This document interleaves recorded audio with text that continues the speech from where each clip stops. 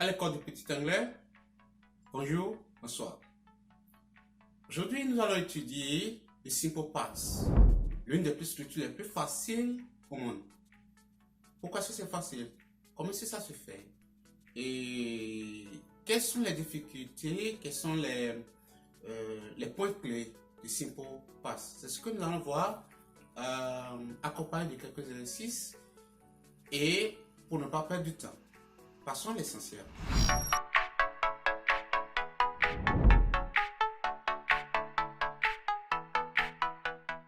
Le simple past est l'un des temps les plus simples au monde. Pourquoi? Comment est-ce qu'on utilise le simple past? Dans quelles conditions utilise-t-on le simple past? Et comment ça se forme? C'est ce que nous allons voir. Simple past is used to describe a completed action in the past. C'est une action complètement finie. On vous précise le temps dans le passé. Par exemple, vous avez le temps qui est représenté ici. Vous avez le présent ici, le futur. Mais l'action du simple past se réalise quelque part d'ici à ici. D'accord? On va vous préciser ça. Souvent, on utilise une indication de temps précis. Ça vous donne la date. Ou bien ça vous donne le temps passé. D'accord? Donc, comment le simple past se forme? Très simple. Lorsqu'il s'agit de simple past, vous avez deux cas. Le premier cas, c'est que le verbe soit régulier. Si le verbe est régulier, vous êtes sauvé. Vous êtes sauvé parce que vous ajoutez juste ED. De la première personne à la troisième personne, c'est la même chose. Ça ne change pas. Je reprends. Quand le verbe est un verbe régulier, vous ajoutez juste ED. Si le verbe se termine par E, vous ajoutez D. D'accord? Seulement. Donc vous avez le sujet plus le verbe plus ED. Vous ajoutez ED au verbe. Si le verbe a déjà E à la fin, vous ajoutez juste D. Comme save. Save. Save. Le verbe a déjà E. Le simple past va donner seulement saved. D'accord? Et vous prononcez saved. D'accord? Si c'est un verbe irrégulier, là, vous allez consulter la liste. Il n'y a pas une autre qu'on peut donner par rapport à cela, puisque c'est lorsqu'il s'agit de verbes irréguliers, chaque verbe a sa forme donnée. Donc, qu'est-ce qu'il faut faire? Il faut aller consulter la liste et maîtriser la liste. Savoir que tel verbe agit comme ceci au simple past et son participe passé se fait de telle manière. N'oubliez pas, les verbes réguliers forment le simple past en prenant ED. Le participe passé, c'est la même chose, c'est toujours ED. Très facile. Ok? De la première personne à la troisième personne, c'est toujours le même verbe, ça ne change pas. C'est toujours ED. Maintenant, exemple. He played football yesterday. He played football yesterday. We studied English last class. Last class, ça peut être le cours que nous venons de passer. C'est-à-dire, on a deux cours dans la journée. Le premier cours, c'était l'anglais que nous avons fait. Le deuxième cours, maintenant, on va faire autre chose. Ça peut être last day, last year, last month. On vous précise le temps. Mais le temps est souvent dans le passé. Mais bien précisé. C'est ça la différence entre les autres temps et le simple past. Le simple past, on vous précise le temps. Il y a toujours un mot papato qui vous dit quel temps utiliser. Donc ici, les mots papato sont lesquels? Yesterday, ça revient souvent. Yesterday, 2 days ago, 2 weeks ago, 2 hours ago, 2 months ago, 2 years ago. Voilà, il y a le mot ago qui vient souvent. Ça montre que passé, complètement passé. Last Saturday, last Monday, last, ça vous précise que passé. Ok? Last Saturday, last Monday, last month, last year. Ok? Last decade. Voilà comment le simple past se fait. On revient ici. He played football. He played. We studied English last class, last Monday, last year. Okay? So, those are what we can take as a simple past is concerned. Now, let's go to some specific points so that you will see what I said. When I say that The simple past is very simple, from the first person to the last person of the conjugation.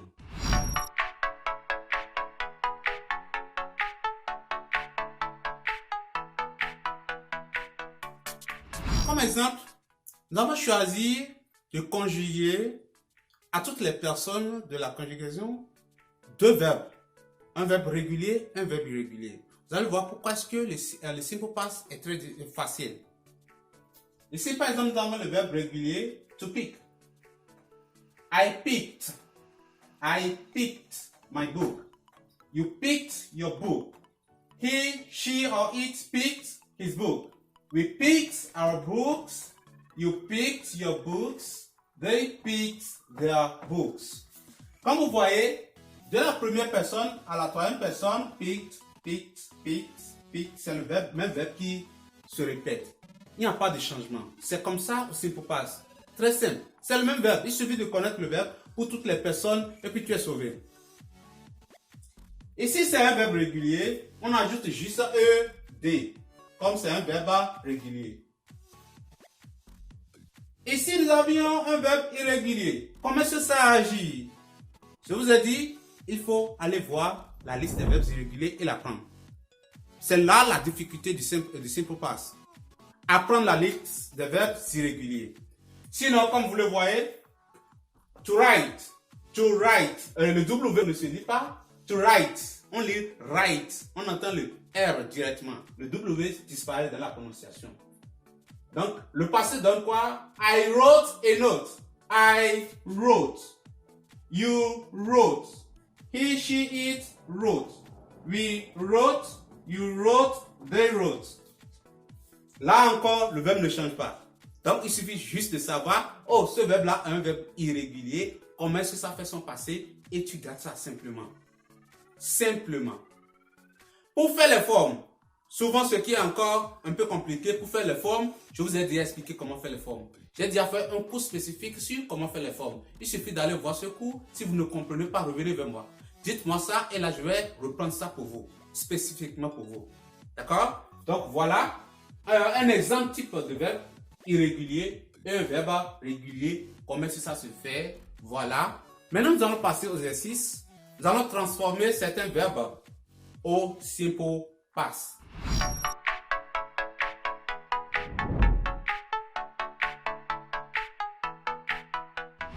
Testons à présent notre connaissance par rapport à ce que nous venons d'apprendre. Nous venons d'apprendre que le simple past décrit une action complètement passée. Nous avons deux types de simple past. Le simple past des verbes réguliers, c'est-à-dire le simple past des verbes qui prennent ED. Et le simple past des verbes irréguliers qui n'a pas une forme donnée. Là, chaque verbe a sa particularité. Donc, nous allons tester maintenant notre connaissance. Vous avez les tests qui vous ont proposés au tableau, les phrases que nous allons mettre au simple past. N'oubliez pas, cherchez à identifier le verbe, cherchez à identifier l'indicateur du temps qui se trouve dans le verbe.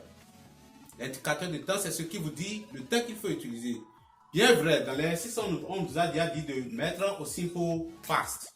Mais au même moment, on va faire attention aussi à ces mots-là qui nous permettent de mettre un verbe ou bien une phrase au simple past. Ces mots-là se trouvent dans chaque phrase que vous avez. Ali, to go to school yesterday. Le verbe ici, c'est to go. L'indicateur du temps, c'est yesterday qui montre que c'est une action complètement passée. Yesterday. Ali, to go to school yesterday. On dira quoi? Est-ce que c'est un verbe régulier ou bien c'est un verbe irrégulier?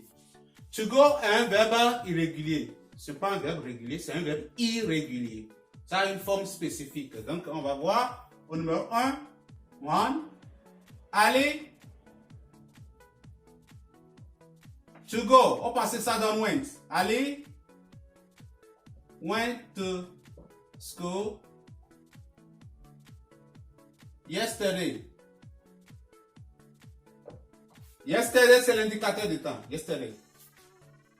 Le passé de to go, c'est went. C'est là qu'on vous dit qu'il faut aller apprendre la liste des verbes irréguliers. Au numéro 2. They plucked a lot of mangoes last year. They to pluck. They.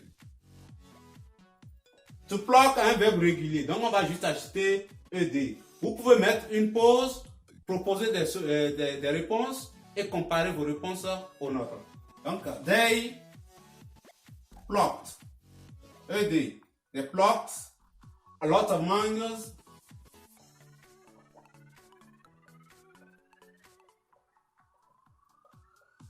A lot of mangoes.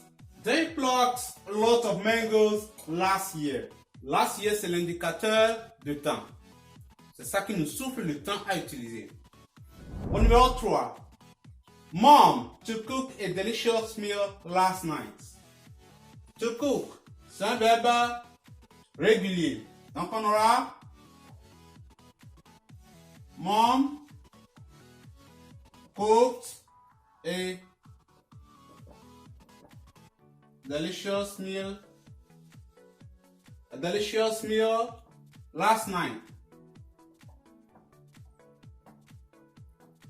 Okay. Number 4.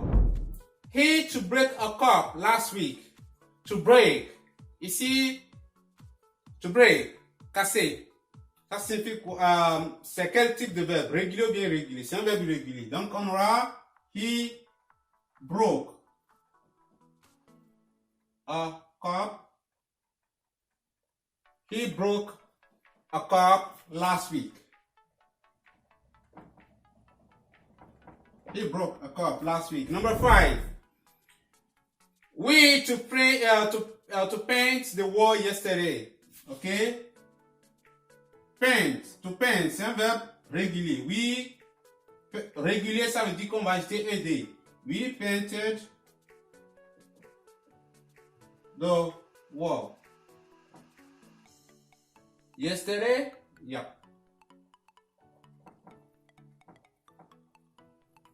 Okay, we painted, broke, cooked. Okay, number 6. They to drink tea 2 days ago. To drink, verbe irrégulier. They drank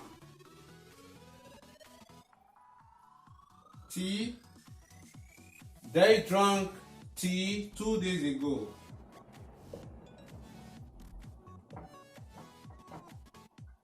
Okay. Number 7. She to come early last Saturday. Come, verbe irrégulier. Donc on a she came.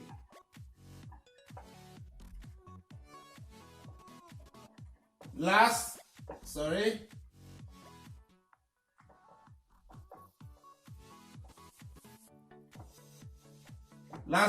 Number 8. I to know his name 1 hour ago. To know, irregular verb. I knew his name